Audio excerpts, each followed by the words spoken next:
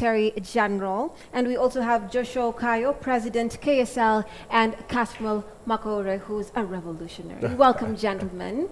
Thank you. Thank you so much for coming. Thank you. You've honored my request. We're happy that you're here.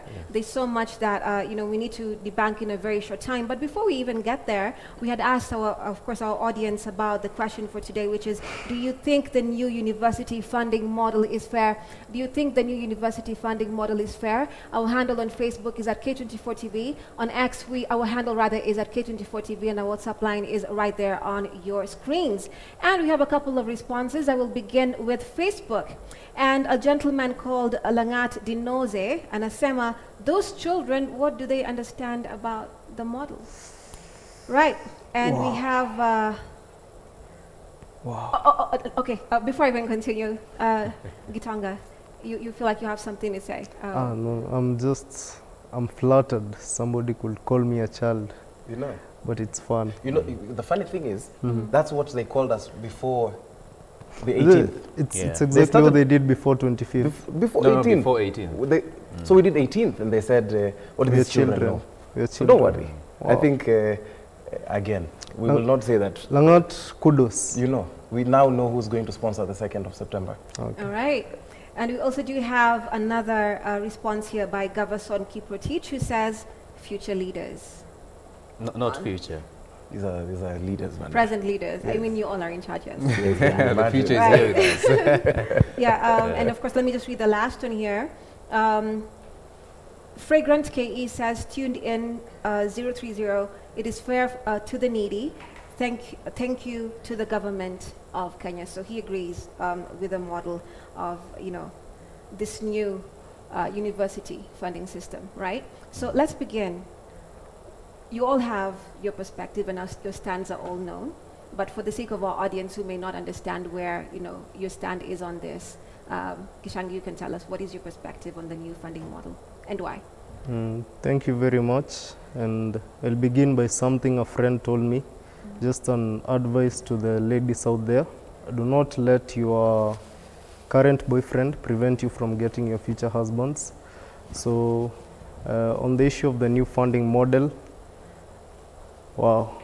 I will begin by something we were told at Naivasha.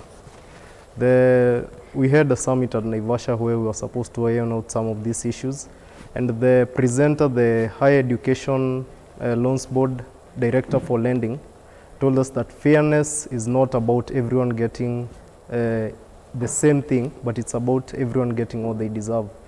And so my view of the new funding model, it's something that is very good, but it has been rushed extremely fast, and it is something that is bringing a lot of challenges as we speak. Okay, so in regards to what you said earlier, the future boyfriend from getting your current boyfriend getting, it's in relation to the old model and the new model? Just to clarify? It's just a comrade's wisdom. Comrade's wisdom. Wisdom, comrade's wisdom. Oh, sorry. All right, again. Right, Joshua, your perspective. Yeah. I think people have played with words. These people who are fronting the new funding model are playing a word puzzle game with the future of students. And it's so sad because they're inserting the word, what is it called? There's the word that someone told me. They said they're calling it equity and not equality. Is that so? Yes, equity and not equality. So I wonder, what is equity and what is equality? Because if we start that discussion, then it will never end. So someone suggested that, look, because we want equity and not equality in what one needs to pay, then let that student who comes from the lowest of families pay least, and then those that come from well-off families pay the most. Now, what you understand is that there are students who before this funding model, they were not paying that money themselves. They had sponsors. They had people paying that amount.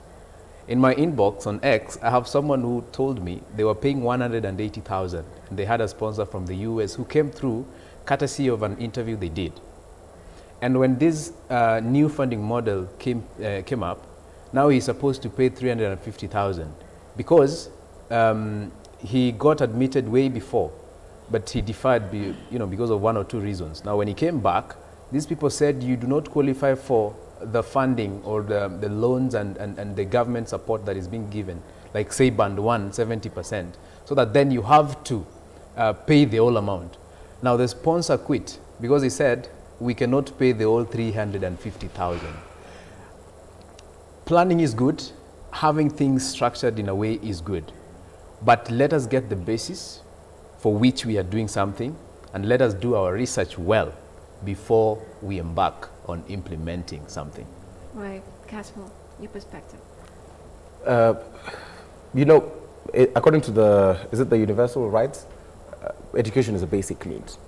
And how you realize a right, especially a progressive right, you avail it progressively until it becomes a right.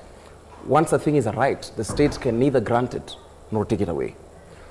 We're at the position where, as a basic right, fundamental education should be made freely available and accessible to all. In the old, I'll not use the MTC or the UT, I'll not use those big terms. I'll call it the old funding model and the new funding model. In the old funding model, for example, and so in that Universal Act, I think it's Article 26, and in our Constitution it is enshrined in Article 53, when you're talking about education. And basically, 43, sorry, not 53. The basic education and fundamental education spans from PP1 all the way into university. That's if you're to think about what the fundamental education is. The old model ensured that if you are doing medicine, which is a course that maybe cost 600,000, and a guy who did finance, which is a course that maybe cost 200,000.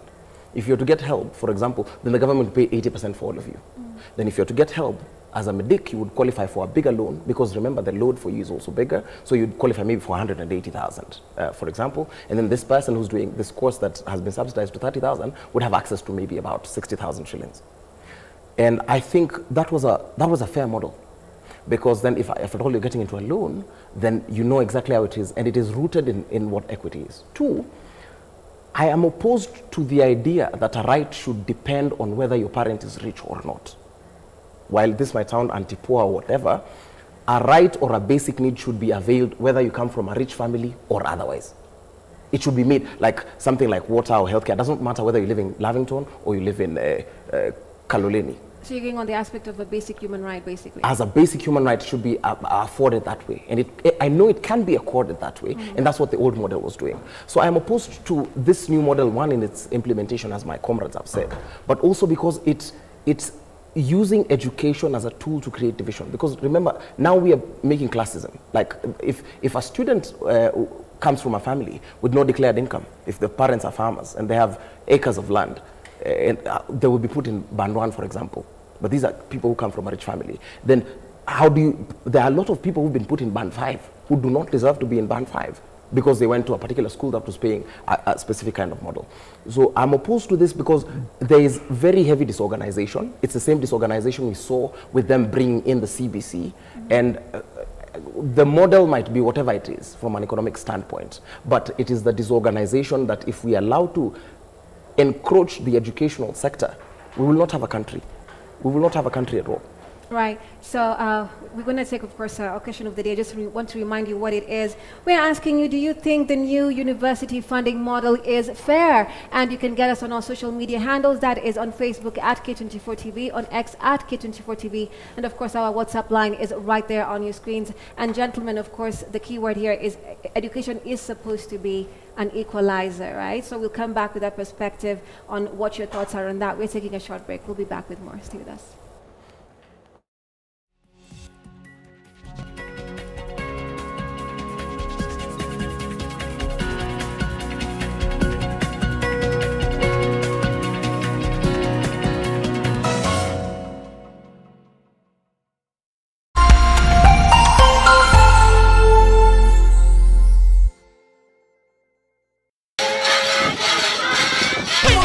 Are you ready? The Tharaka Nithi Uragate Cultural Festival is back from the 4th to the 7th of September 2024. Come